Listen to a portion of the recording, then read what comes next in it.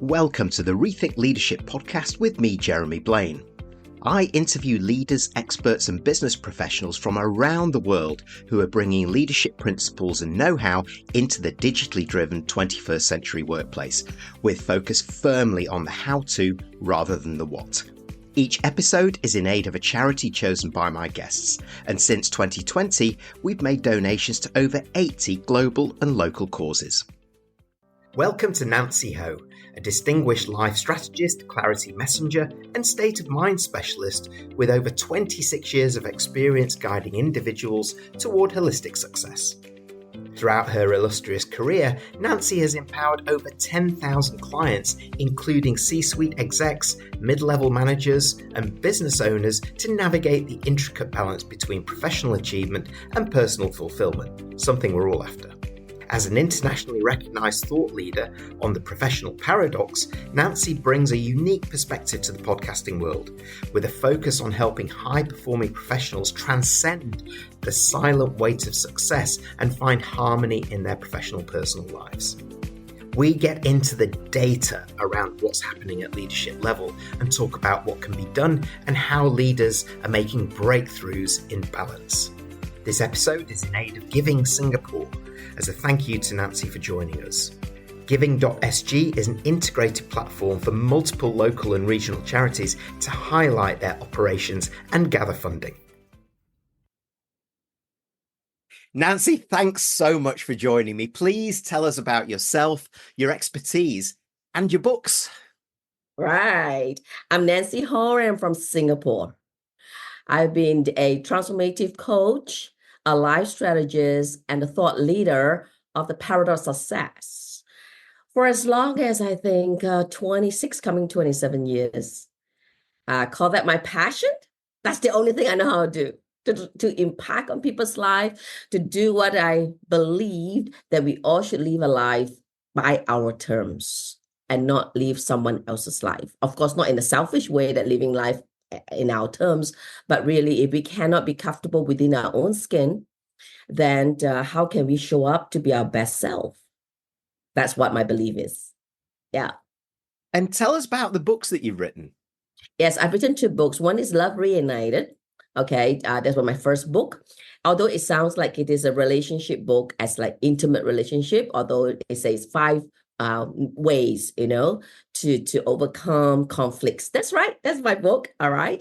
But basically what it is, all right, it is a relationship book as it's not only for intimate relationship. It speaks for across the board of all kinds of relationship. And of course, I also have co-author a book with Jack Canfield, the legend guy that written the, what's that? For a moment. What's the book that he has written? A series of book. Chicken Soup for the Soul. How can I not remember? Chicken Soup for the Soul, that's Jack Canfield. And I'm so glad I'm on chapter 2, which I talk about the power of success for high-performing professionals. That's right. So I've done that. That's great. And you very kindly, and I think there for everybody watching, you very kindly gave me a copy of your book. Now, I have to tell you, I had it on my desk. And I had some friends come round and they came into my little office and said, "Ooh, what's wrong?" And I said, "Nothing. Why? What's it?" He said, "What's going on with Jackie, my wife?" It's like, I said, "But why are you reading this book?" It's like, "No." And then I had to explain the whole thing. Right. So it's great. Actually, even if you tell me, even you have been married for a long time and I know they have been great relationship, but time again, there would be some conflict, wouldn't there be? Yeah, oh, absolutely. We both dipped into it. Don't you worry about that, Nancy. It's right here in my office at all times. Yes, just in case I need some defense or whatever, or a discussion. But anyway, let's switch our conversation to leadership and this passion of yours that you talk about, this transformative, being our transformative selves, if you like, and really kind of owning that, because there is a problem at leadership level around satisfaction, around fulfillment. And if our leaders are not satisfied, then how does that, kind of impact the rest of the organization? We can only do so. From all of your research and the work that you do. Why is there a problem at leadership level, and what's the data telling us? Well, I would look at it this way, that a lot of people, they enter or they go into something not exactly having a clarity why they do it, but it in relationship, but it in a job. All right. Even like say we study, right? We went to school, we study, went to university, we graduate from the XYZ degree. And then we simply would kind of select a career that fits our expertise or what we studied for. So then, of course, the firefight as usual, right? We, enter the career, we want to do well and all that.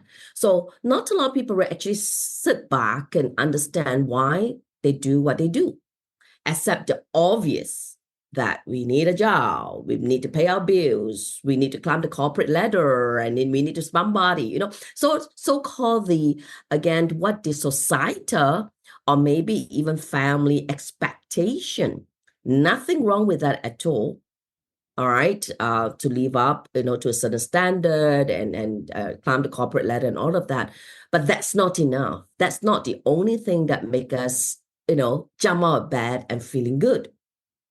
I mean, there was a little story that, the wife, the female said to the male, like, you have to go to school. He says, no, I don't want to go to school. All right. He says, no, you have to go to school. It's important to go to school. So he went on, and apparently he's the principal of the school. You know what I mean? Right. So it's the same thing. Like, oh, I don't go, but you have to go. Yeah, of course, because there's responsibility. So the passion of wanting to do it has to really come from our inner ding. I call it the inner ding, our core that if you hear my voice a little bit husky, I've not been well for the last few days. I'm not sick, but I have this, cough and sore throat and runny nose. Anyway, the virus is still around, live with it. But I still get out of bed and go to work. I still show up today, right, Jeremy? I said, unless, halfway through, I really can't make it. Otherwise, I don't want to cancel. But if I don't like what I'm doing now, I'll find every excuses to cancel it, right? Not to show up, because it seems like a reason. And it isn't a reason, like excuses people give themselves because they don't feel good.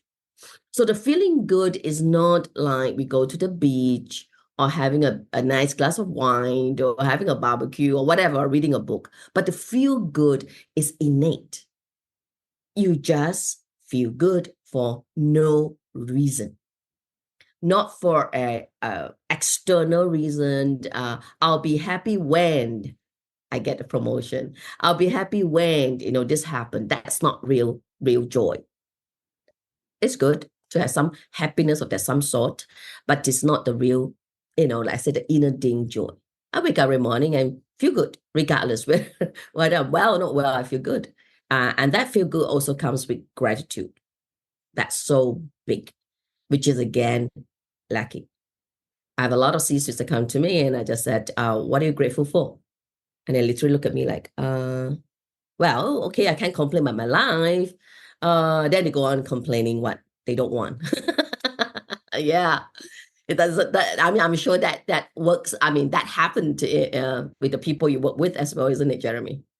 It is. And I'm quite interested, just as an aside, to talk about. So what's the impact of these leaders where they clearly know this inside, but through the conversations with you, I guess now it's coming out and they're now questioning it. How does that kind of make them feel, and how does it impact their job when they don't want to go to school, like the principal, and how they show up? It's tough. They really have to put on a facade. They have to, but then again, they don't mean to want to show up in a negative way, but then they can't help, because psychologically, if we don't feel good, all right, we press on. I mean, don't get me wrong, they have their values that they would still continue to do as much as they can do. But I like to believe at some point, you let the cat out of the bag, meaning at the expense of. It can be at the expense of their health. So get stressed, they get burnout, at the expense of their family time. at the expense of their relationship. And that's what my book, the co-written, like I told, with Jack Canfield, all right, was all about, right? The paradox of success. So they do not feel the fulfillment. They have that void and they have the unresolved stresses, all this at the expense of. And this is quite a typical scene that we are seeing in the whole world, regardless where we are, that we work hard, we accumulate our wealth. And unfortunately, at some point, that wealth is given to the doctors. It's very rarely, I mean, it sounds like morbid, but then facts are facts. It's very rarely that you do not hear of somebody passed on without a sickness. But I don't believe that's the way to go. I do not believe that. I mean, it's not. So I start with me. I exercise like at least 5 times a week. I be as happy as I can be, right? Of course, not every day is a sunny day. Even days that are not, that I call them the off days, right? So do I want to look at the glass half full, half empty, or sometimes just be neutral? It's hard from feeling not good, because not every day is sunny day, as I said, right? From not feeling good about some situation that may happen, and then you feel good. That won't work. But what I do is at least be neutral. All right, be neutral, and then you worked up to feeling okay with whatever situation, because we do have our challenges in life. And especially those in the leadership role, they have obviously faced more challenges than a lot of people because they have so much on their plate. So I see it that way. Yeah. So self-care is number one. Yeah, you're right. And the obvious question then is that you coach leaders who are, I suppose it's first of all acknowledging what they know already inside. So how do you approach it with leaders that you work on to help them make breakthroughs on this?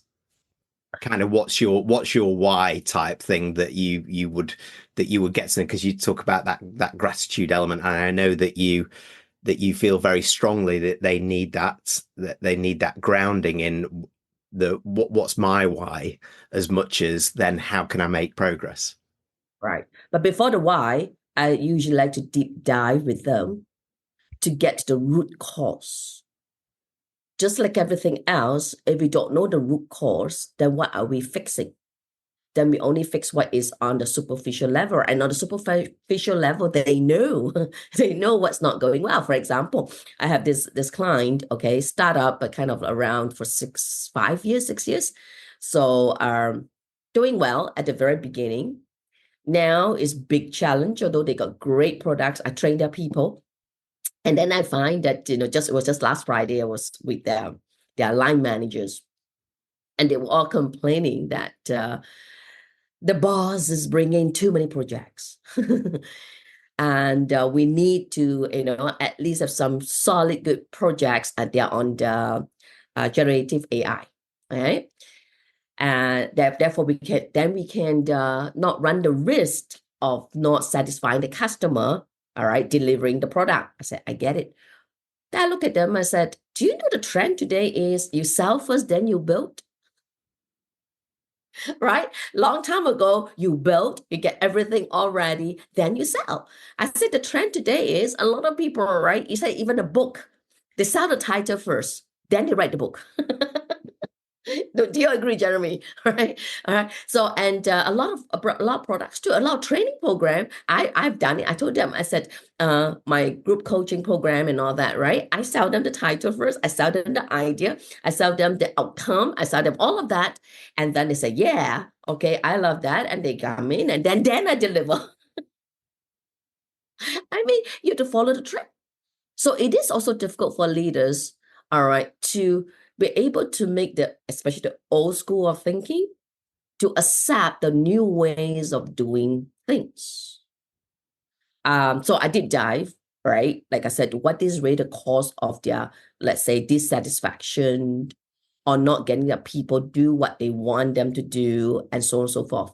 So of course, everybody's different. So until I get to the root cause, all right, it's hard to then get to their why. Then after the root cause, then we are able to unpack, so to speak, all right, and put them in the various categories. And then they sit back, or rather I help them sit back and look at, what they value most. In order to know our why, we have to know our values. Values is not just integrity, love, impact. That's all values, but values also what we value most in our life. That means what's more important in our life. And then from there, what activities, so-called activities, which is called them the passion, that we're going to use to showcase our values. That's, to me, is the why. Yeah. Yeah, I think getting to those that very, like you say, it's the root causes, which is the important thing here, because we're very good at treating symptoms in business and putting band-aids on and all of those kind of things. So I'm sure many of those tuning in would be leaders who can really resonate with this. So for those tuning in, what would be your kind of 4 or 5 suggestions for the leaders that sort of recognize what you're talking about here to move the dial in a more positive direction? And how does that help them improve their overall satisfaction and fulfillment as leaders as well as people? Like I said, first thing, right, they do have to, even without any interference from myself or whoever coach, they have to sit back and really dig deep. What are they unhappy about? Okay, number one, what are they unhappy about? All right, and usually it's not about the present. The present triggers something in the past they never had. And a lot of people keep chasing what they do not have instead of working on what they have. So if a leader keep chasing what they do not have, of course, it's a different context. Like, sure, we want to pursue our goals. That's not the context I'm talking about. So if this company of young people, and then you expect these young people to think like my generation, okay, then it's tough. Then you're going for what you do not have because they cannot think that way. That's an example what I mean, what you do not have, all right? Then after that, the next step, all right, when you recognize that, then it's not just about what do I want. I like to always look at what you do not want first. Now, it's not meant to sound negative because a lot of what you want, it's like too wide and too much and too big, too general also. So I like to sort of take away what we don't want. Then what we want shows up better in the sense of the clarity of what we want then shows up when we eliminate what we don't want. Okay, now we know the so-called what makes us dissatisfied and unhappy. Then we know what we want by eliminating what we don't want. Then the third step, of course, strategy. Right? What are the steps to go about? Everything is strategy. We can't, I mean, me being a Chinese, all right, Singaporean Chinese. So every Chinese New Year, right, often they say the Chinese horoscope, like this year is a dragon, and I'm a dragon, okay? And then they say, oh, the dragon year, so on so forth, business will be this way, success will be this way, health, so on and so forth. And just as the other horoscope, I mean, maybe the ox or a pig or whatever. So even it could be saying, wow, this year is a great year. But if you don't have strategy, go about doing it. What great year? Similarly, somebody may say this is not exactly such a great year. But then again, all right, if you work through the strategy, you get somewhere. There will always be some low period in any case, in any business, in any industry, in anybody's life. But one shouldn't get affected by that. Right through. Because it shall pass. No matter how bad, it will pass, So you look at strategies. And of course, looking at strategies, also you have to look at the blind spot. Yes, and often the blind spots are not looked at. I'll take my past lessons when do I make the biggest a mistake that I like, oh my goodness, how could I have done that, right? Is when I'm overly positive. Yes, not when I'm negative. Because when I'm overly positive, I just don't see the blind spots. I think everything will be jolly, jolly well and all that, but no, you know what I mean? So I'm not saying be negative, oh, what if this happened, and be so overly cautious and overthinking. No, there are blind spots. And if sort of again look at what blind spots there could be, then you can factor in your strategy to overcome it if it does happen, or you can have better strategy upon that. All right. So this is what I call the 2-step forward thinking. Yeah. Sorry, go on, carry on. So these are the steps that I would be able to offer. Yes. Yeah, and I think that's great, and it's certainly worth kind of reinforcing some of those that resonated with me as you were talking. Sit back for that deep reflection and give yourself time to just consider some of these. And in this fast pace of business and life that we live in right now, it's more difficult, isn't it? And then don't chase what you don't have. You cherish and start to value what you do have. You just, some of these things might be unobtainable, and unrealistic, right? And that's part of that reflection.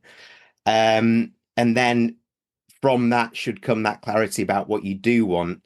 And also once you've, as beautifully put, once you've illuminated what you don't want, in your life, to lead you then, at least at that point, you can start to work on the strategy and the steps to make progress in those areas, with help and with your own doing. Really like that. And it really does reinforce something else you said, that the focus for these leaders in some ways is counterintuitive. It needs to move away from we then me to me first, and then I can show up for everybody else, I think, isn't it? So that's great. Thank you for that, Nancy. And it leads to another question, which is, of course, these are, you work with leaders that have the courage to ask for help. Some don't. So from your expert point of view, what's the likely percentage of leaders out there who are suffering in silence? And what's the risk if they do nothing? I cannot give you the percentage, but of course, the risk is that if they don't do well, as we know, the world is not very merciful. Results counts. The new program that I just came up with is called Mastering Peak Performance and Harnessing Excellence. And why I came up with that program, because at the end of the day, if you cannot produce results, it doesn't matter how good you are. Just like example I gave to my people, I said, you are a very good athlete. Okay, let's say you're going to do the track and field events, but you cannot cross the finishing line. And then that can come a dark horse, so to speak, that nobody expected that, he or she could win, and came from the back and crossed the finishing line. That dark horse wins. You know what I mean? So, I don't mean to be rude here, in the sense that sometimes some leaders can get a little bit arrogant to think that they are very good. And I'm sure they are very good. But just like I said, if you don't cross the finishing line, then I guess your neck is on the chopping board. Not a good way to put it, but it is. Like I said, the world is not very merciful. Results is everything. So as I speak, I say that to myself every day. I'm not saying this to certain people or only, I'm saying this to myself. Okay, what's the results? What's the results? And as leader, I'm sure they know they have to produce the results for sure. And usually they are high D, if you're looking at the DISC personality profile, right? And a high D person, they tend to be driven and they want the results. But the flip side, or the weaknesses of a high D, I'm a high D, so I know that, okay? The weakness of a high D can be sometimes a little bit like too sure of themselves. All right. And the word I said too, TOO, right? It's good to be certain and confident about oneself. But when you're too confident about oneself, then again, that's the blind spots. Yeah. Yeah, and So it's kind of leaving your ego at the door, isn't it? And holding your hand up and saying, you know what, I don't know everything, and I'm suffering a little bit in silence here, so need a bit of help. yes, exactly. As I speak of me being a coach, I've got coaches too. Yeah. And I've said to my people, and they know that the reason why I'm so good to continue coaching you guys, because I've been coached. I can know everything. So I'm always keeping up, all right, because I've been coached too. So I'm not like, I just use what I already know. I don't need to know anymore. Of course not, it's ever-changing world. I have 5 coaches as I speak at any given time. Yeah, I have 5 coaches. I invest a lot of money in coaching and to keep myself up to speed, so to speak. That's very, very important. Yeah. Yeah, I concur. I have coaches and mentors as well, to help me, and that's changed the game for me. I was one of these leaders that knew all of this was going on, but internalized it. And yeah, and I nearly broke down. It's just like kind of, you want to make a breakthrough. You don't want to break down, do you? So absolutely right. So so the final thing to ask you then is that, so for those leaders say, right, I really get this now. How do they break some of those barriers and remove the shackles and make some progress for themselves? Just a few kind of key steps, first of all, that they can take now after they've listened to your wonderful words. Okay. First thing first, I like the fact that you mentioned just now about ego. So one has to recognize that ego has no place in our life. We want self-pride, right? Self-pride is more than positive, right? We have that pride, whether it's like you are house proud, that kind of self-pride in yourself to start with. As a leader, as I mentioned earlier, how do you want to show up? So the first thing is have a personal vision statement. That is so key, because that's the direction, and that's where it keeps a leader on top of their game and keep going without stress. If a leader is just looking at the numbers are important, of course, but only driving the numbers,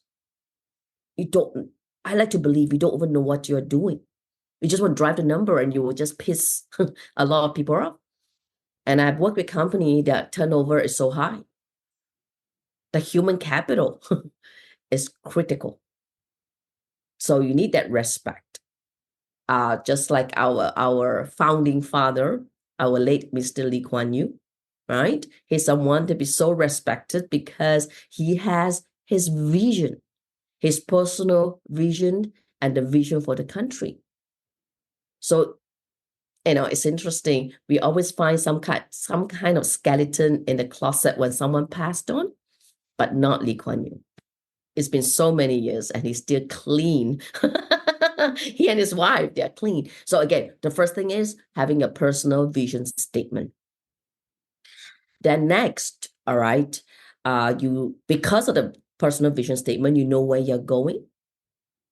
And look at what I call, we talk about strategy, but now I want to reframe it like the steps needed. And don't take too many steps. 2 to 3 steps enough. Because when we have so many steps, right? Okay, yeah, we need an overall strategy. But if you have like 10, 20 steps, it's overwhelming. That is like, oh my God, what do I do now? Where do I go, right?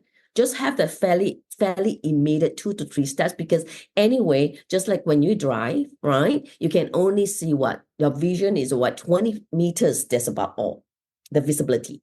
20 meters, you can't see anything further than that. You have to go to that 20 meters, see the next 20 meters. But of course, you must have an idea where you're going, right? Where's the destination? Hence the vision statement, all right? But don't get overwhelmed with so many steps, because it's just too many. So 2 to 3 steps, all right? And of course, most important, involve your people. Make their ideas don't make your ideas become like, carved in stone. It's my idea, go do it. All right, make it is their ideas. They want it to. And that's what teamwork is about. Of course, everything else, we're going to start from tops down, not bottoms up. I used to do a lot of training in the past, and I give up with those kind of training. Where you show up 1 day, 2 days, I don't do that anymore, because one of the typical things they said, oh, my boss should have been here. Right? They send their people and expect me to do magic with that 2 days. No, I can't do that. So I do a continual work with the corporate clients, not the 1-2 day stuff. Right? So you have to involve your people. And I have created core values for the company. So everyone work on the basis of the core values. So it become a together thing. So I like to believe that with these various steps, and of course, there will always be some challenges, and how do you cross the bridge when you get there? It's not to overthink. Yes, we want to look at some blind spots, but at the same time, all right, just deal with it when it comes.